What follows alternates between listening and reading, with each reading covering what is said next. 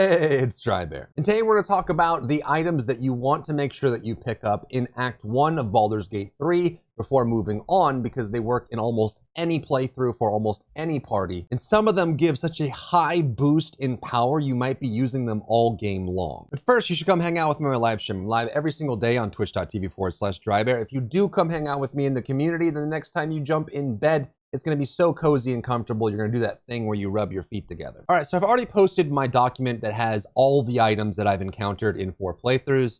You'll find that on my channel as well, and I can link it down in the description and in the comments for anyone who didn't see it. But today I'm going to talk about the items in Act 1, specifically in the early game, that are exceptionally good, things that you want to make sure you grab before you move on. And the first one is going to be such a powerful one for theory crafting and building, and that is going to be the Warped Headband of Intellect. You get this from the Blighted Village at the very start of the game, and you get it from Lump the Enlightened, which is the ogre. What's great about this amulet is that it goes in the head slot. It increases the wearer's intellect to 17, which means that if you're running like a Void Knight or Eldritch Knight build, or like a split caster, what you can do once you have this item is you can respec, set your intellect to 8, use those points elsewhere, and then put this helmet on. And once you have it on, it'll set your intellect to 17. Now, it won't give you bonuses if you keep adding, and it won't go over that value, but it does give you some free respecing options, which are super useful.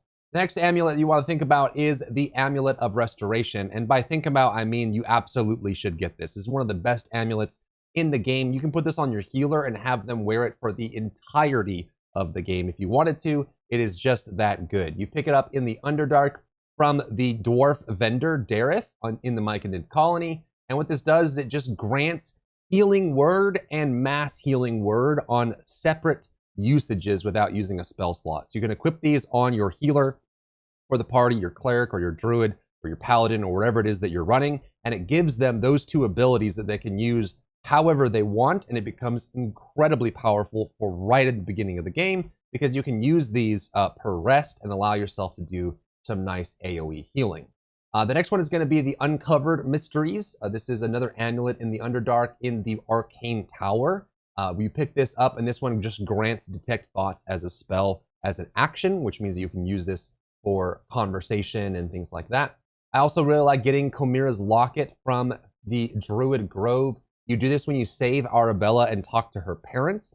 You can also get this amulet again in Act 2 when you find the parents again. But this grants Dancing Lights, which is useful for Act 2, where a lot of the enemies, if they're incomplete, like if they're completely enshrouded in darkness, even if lightly obscured, they'll become invisible, and you also will be hit by the Shadow Curse if you don't have light around you, so that's pretty useful as well. I also like getting the Ever-Seeing Eye amulet, which is available in the Ancient Abode from Hag's Vault. You can pick this up, and this one will just grant protection from good and evil, which is exceptionally good in Act 2, where you will fight a lot of aberrations and monstrosities and things like that, where that is going to be very easy to pick up. You also do not want to miss Amulet of Misty Step. This is one of the best amulets in the game. You can put this on a side character and keep it there for the entire game, and it would be useful the entire time. You pick this up in the Shattered Sanctum inside the priestess's bedroom chest, where the ogre that is guarding it. And this one just grants Misty Step as an action. It does not require a spell slot, and it is very useful on encounters where you have to move really quickly, or you can put it on a character that's really slow and has trouble getting across the battlefield. Give them a free Misty Step without spell slot. One of the best items in the game. Make sure you get it. And lastly, if you're playing a monk, which I am currently on my 4th playthrough, the Sentient Amulet that you get in the Ancient Forge down by the lava area is actually quite nice. It does lead to a quest that takes you through to Act 3. The result of the quest isn't super useful, I'll be honest with you, but the amulet itself does grant 3 different abilities. You can talk to the amulet, you can get Shatter, which is an AoE thunder spell on action, and it gives you Key Restoration for monks, which means that you can, on action per short rest, restore 2 key for free, which is really nice. So it's a very easy way to get key restoration for monk plays. So make sure you pick that up if you want to. And it also has a cool storyline if you want to follow it. The reward at the end just isn't really super enticing, so just keep that in mind. The Poisoner's Robes, there's 2 different places to get these that are super useful. You can get it from the Hag's Lair, and you can also get it from the Spider Cave by killing the Mother Spider.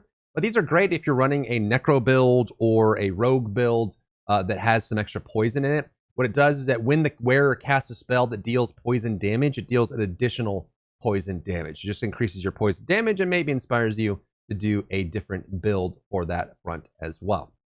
After that is, I would highly recommend using the Ancient Forge in Grimforge to make your items. These, honestly, the weapons that you can make in the Grimforge Forge aren't that great. They don't really have that much base stat. The extra damage to objects isn't super crazy.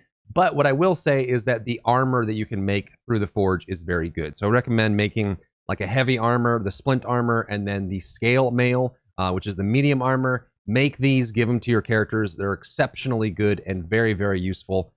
You just make them during the fight. You can make one during the fight with Grim down in the Ancient Forge, and then you can make another one after the fight is done, which is very easy. It gives you 18 or 16 armor class, damage reduction reduced by 2 or 1. It gives you the reeling effect, which is useful all game long, and you can't be crit, which is useful to split up on multiple characters as well. There's 2 different stealth armors that you can pick up in the game. The Drow studded leather armor is in the Underdark behind the spectator fight in the Temple of Saloon. So once you get that, you can pick that up. You can also get the armor from the Spider Silk armor from killing Minthara or knocking her out and taking her gear. Both those are very good for stealth checks, and I would recommend picking those up as well.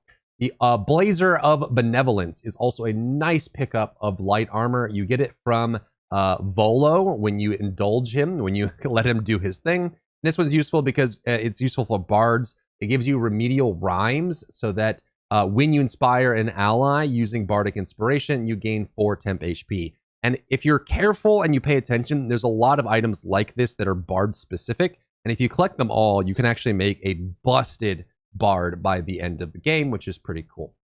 On top of that, then you got Spider Silk armor, adamantine scale mail you make from those. The next one you want to pick up is the Swiresea shoes from Grath the Trader. Grath the Trader is the goblin trader that you meet at the start of the Shattered Sanctum in the Goblin Camp in Act 1. He's got a bunch of good items if you trade with him before things go crazy, if you decide to attack. But the Swiresea shoes are awesome because they give you jump distance increased by 1.5 meters and acrobatics +1.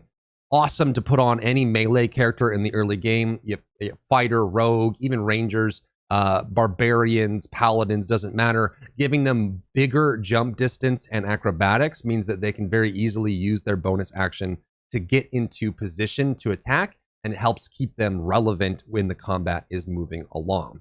The other one you definitely want to get, without question, is one of the best items you can get in the early game, is the Boots of Aid and Comfort. This one is insanely useful. You get it from Grath the Trader as well, and I do believe he drops it if you kill him on top of that. But keep in mind that if you kill a vendor, they don't always drop all the items they have on offer, so you want to be careful about how you go about that. But these are basic boots that you get, and it has the comeback on it. When the wearer heals a target, the target gains an additional 3 temp HP.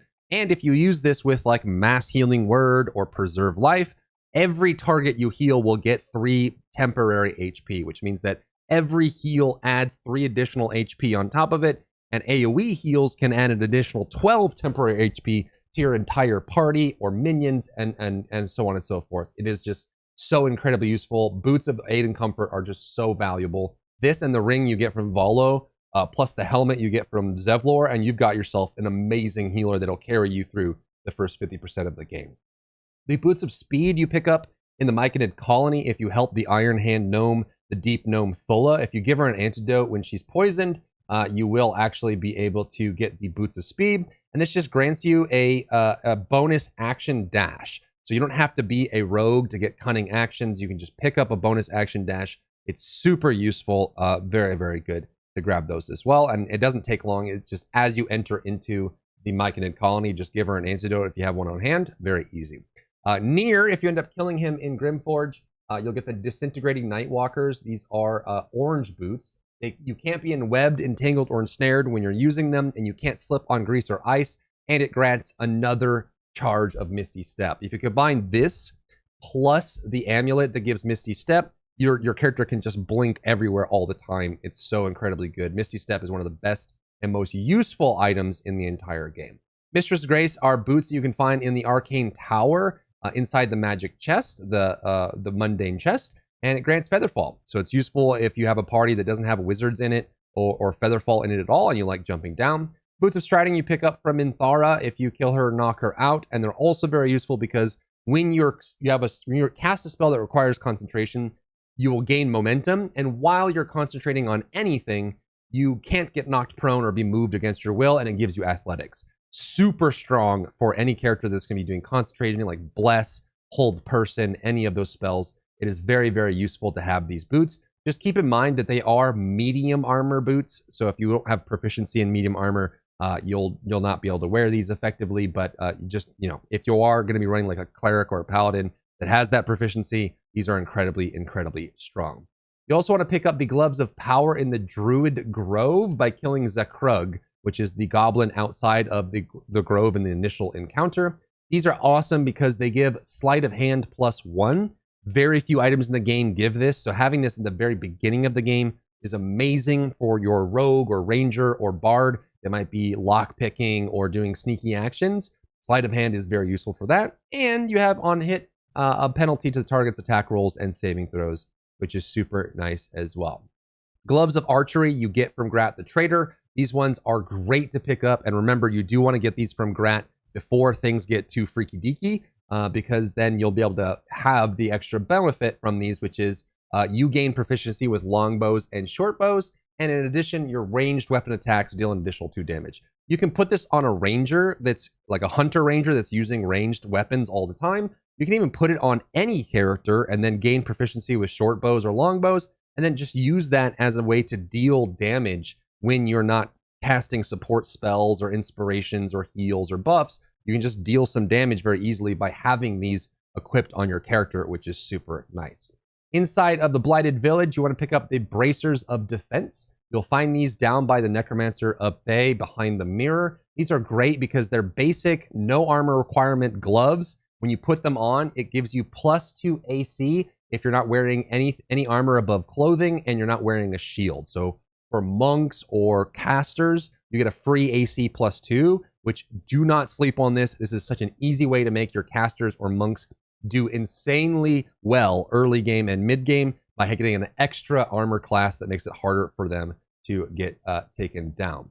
The Gloves of Missile Snaring you buy from Aaron in the Druid Grove. These are amazing. You can put this on a support character and keep it on them all game if you wanted. This just gives you missile snaring as a reaction, which means you can reduce the damage of projectiles that they take. And it works on anyone. Even if you don't have your high dex for the modifier, you can still reduce ranged weapon attacks, and you'll get this all the time. Sometimes I just put it on the support character and leave it there for the whole game so that they can just reduce that damage all the way until the end.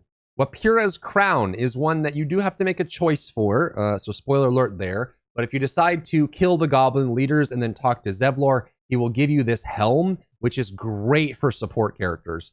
It doesn't work if you do the siege on the grove, but if you kill the leaders and come back, he'll give you this crown. And what this crown does is that when the wearer heals another character, another creature, the wearer gains 1 to 6 HP. So again, you put this with all the other support items we've talked about on your healer, and they will apply temp HP and all these other effects. And then when they heal someone else, they'll gain 1 to 6 HP, which means if your healer is at like 80% health and someone they're healing is at 20%, your healer will top themselves off and heal someone else in the same turn with the same action, which is incredibly, incredibly good.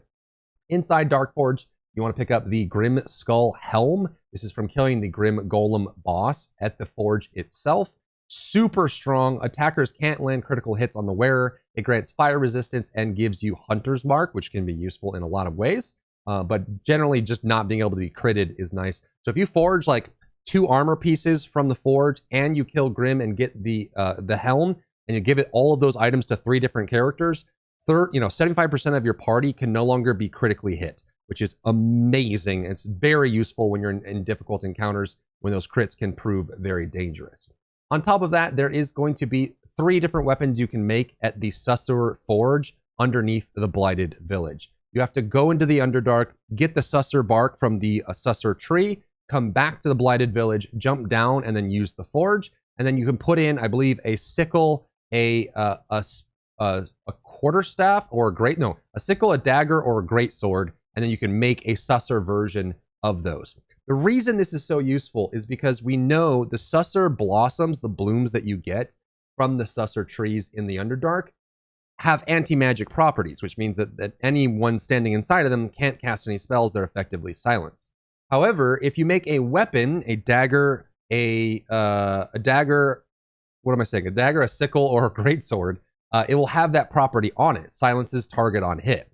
But the stats are okay. The damage is decent, and you can use it for like early to mid game, but you will end up replacing it. But the reason I like making these, you can only make one of them, is that it applies the silence target on hit when you throw it.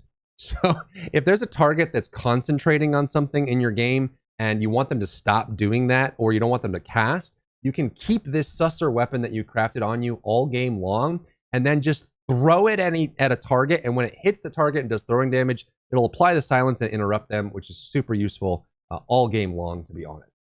If you're looking for two-handed sword or two-handed weapons, there's 3 or 4 that are very, very good, and you want to use these for like two-handed paladin smiting builds, or barbarian builds, or fighter builds that use two-handers. So the 4 best that I would recommend in Act 1 is going to be the Blooded Great Axe. You get this from killing Roa Moonglow, which is the halfling on the left side of the Shattered Sanctum in the Goblin camp, and you get the Blooded Great Axe, which is a blue Great Axe. It gives the wielder extra damage when they are 50% lower HP, and has cleave on it, which is nice, and it's good damage there. Just keep in mind that if you do end up killing Roa Moonglow in Act 1, she won't be available in Act 2 as a vendor, so you miss out on a couple items for that happening, but it is one of the best two-handed weapons you can get in the early game.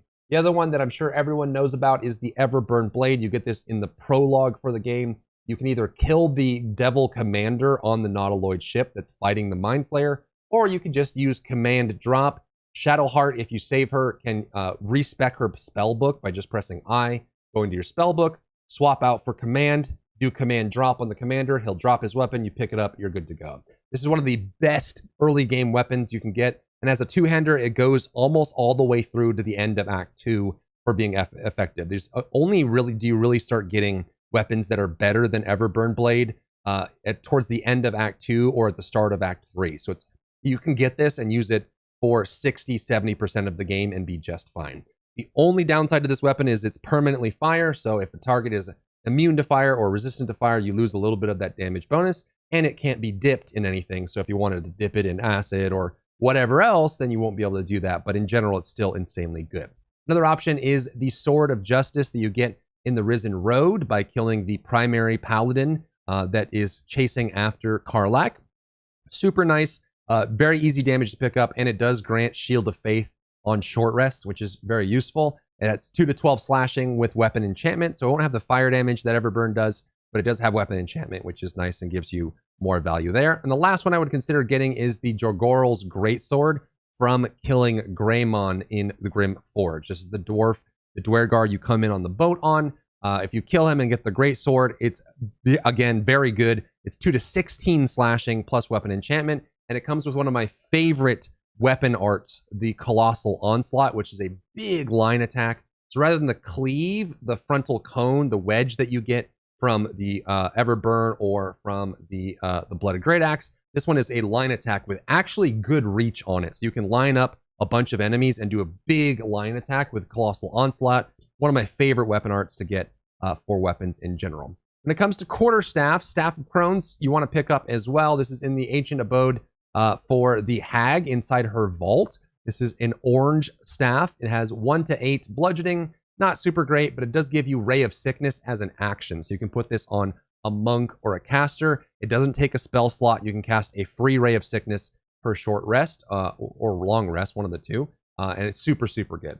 The other one you want to think about getting is Corellon's Grace. This is a monk staff. You can get it either from Auntie Ethel in the Druid's Grove by buying it from her. You can also kill the hag and take it from her. Both of those options are there, but it's awesome because it is a 1 to 8 bludgeoning, but it gives +1 bonus to unarmed attack rolls. And with a quarterstaff, monks can hit with a quarterstaff and then do a bonus action with an unarmed attack, which means you get that benefit anyways. And also, while the wielder is not wearing armor, they have a +2 bonus to saving throws. So if you grab the Bracers of Defense from the Blighted Village, then you grab Corellon's Grace from the hag either by buying it from her or stealing it from her, you get a bonus to saving throws as well, which makes monk builds super strong in the early game. You also want to consider the +1 ability score for letting the hag live in the early Act 1. If you get her down to like 10% HP and then just end your turn, so what you see on the gameplay on screen, if you end your turn and she's very low, she will then beg for her life. And there's a spoiler there, but the best option is always just to take the hag's hair. It gives you a +1 to any stat permanently for the rest of the game for one character. Super useful, especially if you're starting with a maximum of 17 on a stat. You get +2 on your first ASI at level 4. Then you get +1 from the hag. You can hit 20 very early on in the game and become incredibly powerful. So I would recommend getting these. Just for the act of science, I went through all of the bad potions in the hag's vault and drank them all to see what they did to me. And of the like 15 that are there, 13 of them are very, very bad and you never want to drink them. There's actually 2 of the potions that are laid out in the hag's vault that are actually useful. They're good bonuses that you want to pick up. And those 2 are Mother's Loathing and the Heart of Stone. Grab these potions because they are useful and you can find uses for them. Mother's Loathing grants you bite until next long rest. And it does give you a nice option as a different attack. It's per long rest, but you can use it in a tough dungeon, especially on a character that doesn't do a lot of melee damage. You can give them a bite attack that they can use for the rest of their long rest. And then the Heart of Stone grants you resistance to poison until your next long rest. So both of those are good to pick up, especially in areas where there's poison. If you're fighting the spiders, it can be very useful. So I would consider getting those. For ranged weapons, I like picking up the Fire Stoker. This is a ranged hand crossbow. You can put it on any character that has the proficiency on it, and it does a bunch of damage. You find this in Grimforge. Go across the catwalk right before the forge. It leads you to the forge and fight the Hellboars in the locked door. And this one is a 1d6 +3 plus 1d4. And if you are hitting a target that's burning, you do another 1-4 piercing. So it just does a bunch of damage. It's a nice ranged weapon to pick up. The other heavy crossbow option is the Herald. You get this in the Zhentarim hideout. If you save the Zhentarim mercenaries up in the Knoll Cave and then let them keep the shipment and then go to the Zhentarim hideout, which is past Joaquin's Rest. If you do that, you'll get Herald, which is a blue heavy crossbow. It's 1d10 +5 piercing. It has weapon enchantment +1, and you have a chance to apply Bane to targets for 2 turns, which reduces their attacks. Very strong. You can use this for most of the game. It's a really, really good ranged weapon to pick up. The other one I would consider getting for ranged is Bow of the Banshee, and this one you can fit into any party. I'm not kidding. You can put this, it doesn't matter what your party setup is, someone can use Bow of the Banshee. It is very, very good. It is a short bow. You get it from killing Greymon, which is the Dwergar you come in on the boat on into Grimforge. But what's great about this is that it's a 1d6 +3 piercing with weapon enchantment +1. But on hit, you possibly inflict frightened, and you gain a bonus to attack and damage against frightened creatures. And as far as I can tell, that bonus applies to melee weapons as well. So if you just have the bow equipped, attacking a frightened creature is really nice. And even if you just put it on a friendly party member that has low dex, doesn't have high damage output with ranged weapons, just being able to apply frightened by attacking with ranged is a nice way to round out your party. So I would recommend picking that up as well. For rings, I would recommend getting the Fetish of Calardiran Smooth Hands in the Underdark. This one's actually, you have to know how to get it in order to know that it even exists. But if you go into Grimforge, right when you arrive in the port and you turn left and go over to where they're punting gnome bodies into the water, you'll see a glinting gnome corpse with an item on it. If you pass the check that figures out what that item is, it changes from just a little bit of gold into an actual ring. So you have to pass that check, that perception check, to see what it actually is for it to be the ring. Otherwise, it's just gold. But if you get it, it just grants invisibility on action without spell slot. Super nice, very easy. Invisibility is always useful. You'll want to be able to use this in your playthroughs. The other ring that I want to make you aware of is the Whispering Promise. This is when you first make your character. Volo is holding it. It's his ring. He has it. And it's the easiest way to get it is to either let Volo die. If you kill him in any of the acts where he shows up, you'll be able to get the Whispering Promise. And you can also get it from Grat, the trader, as well, if you trade with him before things become contested, I should say, within the story. But the Whispering Promise is another great support ring because what it does is when you heal a creature, you gain 1 to 4 bonus to attack rolls and saving throws for 2 turns. So any character that you heal, any character that can heal, you get a bonus on attack and saving throws. Super useful for that as well. The next one to consider is in the Goblin camp. If you kill Crusher, which is one of the goblins in the back of the camp before you actually entered the Shattered Sanctum, he has a ring that grants +3 movement speed. It doesn't sound like a lot, but boy, is it actually useful. Considering that most characters only have 10 to 10.5 meters movement, you add 3 to that, you're talking about a 30% increase in their overall distance that they can move, which is crazy good, super strong, and very strong and easy to deal with. So I recommend picking that up as well. The Caustic Band you get from Dareth in the Myconid colony from buying it from her. Super useful, very strong. This one adds 2 acid to any of your weapon attacks. I would recommend getting this. It's that 2 damage adds up so easily throughout the game. You can put it on any character that's doing weapon damage. Ranged, melee, doesn't matter. And that 2 acid damage really adds up. And there's not that many characters in the game that are resistant or immune to acid. So it's very easy to get bonus damage on that as well. Another ring to consider getting is the Ring of Mind Shielding. You have to do Amalum's quest in the Myconid colony. Go get the mushrooms from the Arcane Tower, come back, let him mix the potion, and do his cutscenes. And if you do that, you can pick up the Ring of Mind Shielding from him, either from dialogue or from buying it from him. And this gives you advantage on saving throws against Charmed. And Charmed is one of the most annoying effects in the game, and you face it more and more as the game goes on. So having this is very useful as well. If you're running a wizard or sorcerer and you have a lot of casting, pick up the Pearl of Power amulet from Amalum. It says ring when it's an amulet. This is another amulet that you can pick up from him. Once you do his quest, you use him as a vendor. It grants Pearlescent Restoration, which gives you a spell slot restoration per long rest, which is super, super useful. The Ring of Salving is also very good. From Amalum, you can buy this, and this one gives you an additional, you restore an additional hit points every time you heal another creature. So if you combine this with the other ring we talked about, with the amulet, with the boots of aid, plus the helmet, you can make your healer apply an extra 6 to 12 or 15 effective HP every time they heal, plus grant attack throws and saving throws. It can have a full support build every time that you cast. It's super, super strong. The Ring of Absolute Force you get from Grimforge by killing Sergeant Thrin. And this one's really nice too, because if the wearer bears the Absolute brand, they deal an additional 1 thunder damage.